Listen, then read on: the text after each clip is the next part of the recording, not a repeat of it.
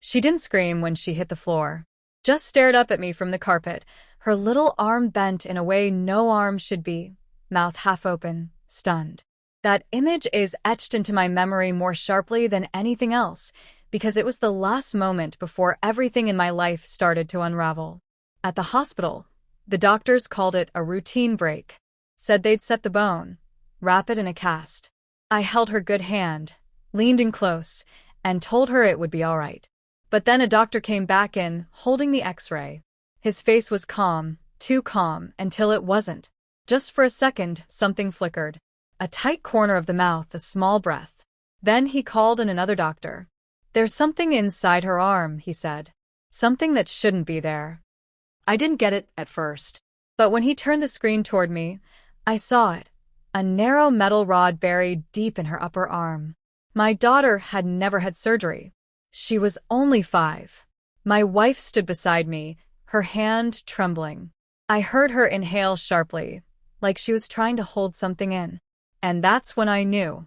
6 years of marriage, I thought we were stable. Maybe not fiery, but solid. We had plans, a rhythm. We raised a child, shared quiet moments, argued over stupid things, made up by morning. She stayed home. I worked long hours. I missed some things, her first steps, school events, but I was building a life for us. Or so I believed. Looking back, the signs had been there. Her phone was suddenly off limits. She started going on long walks she called therapy. Deleted messages, vague answers. I gave her the benefit of the doubt. She was tired. She needed space. That's what I told myself. But then, 2 months before the fall, our daughter said something strange. She called a man Uncle Nate. I didn't know any Nate. "From Mommy's walks," she said. When I asked my wife, she paused too long before answering. Said he was a neighbor who jogged on the same trail. I wanted to believe her, so I let it go. But I started watching more closely. The X-ray didn't just confirm my worst fears. It revealed something far worse than cheating. That implant wasn't recent. The doctor estimated it had been inside her for over a year. But there was no medical record, no scars, no explanation. Just one possibility. I waited until we were home, until our daughter was sleeping in my arms, painkillers softening her breathing. Then I asked my wife what had really happened. She didn't deny it. Not at first. She cried. Said it was a mistake, that she'd been scared and didn't know what else to do.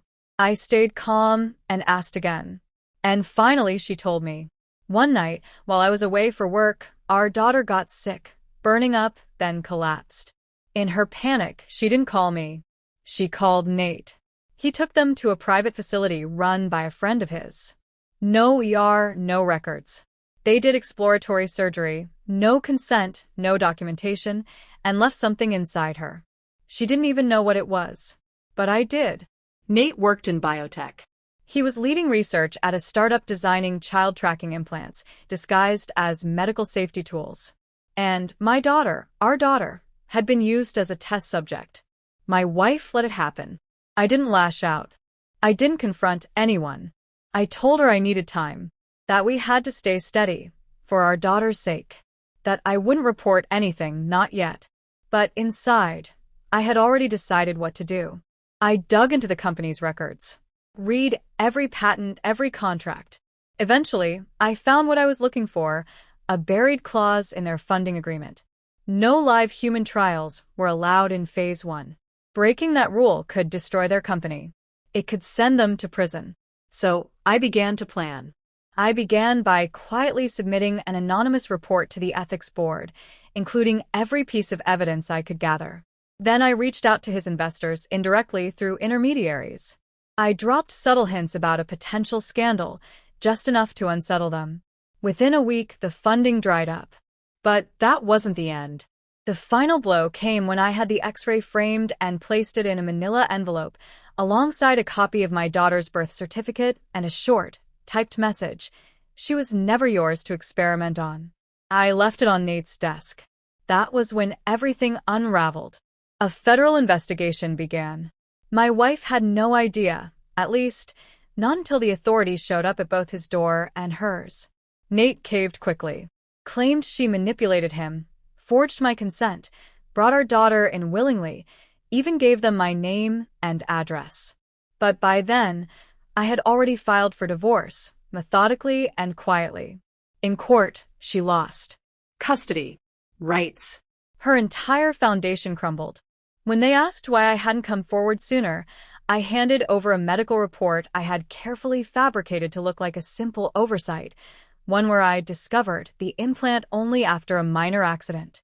My documented concern protected me. My actions appeared cautious, paternal. My innocence intact. My daughter sleeps safely upstairs now. The implant is gone.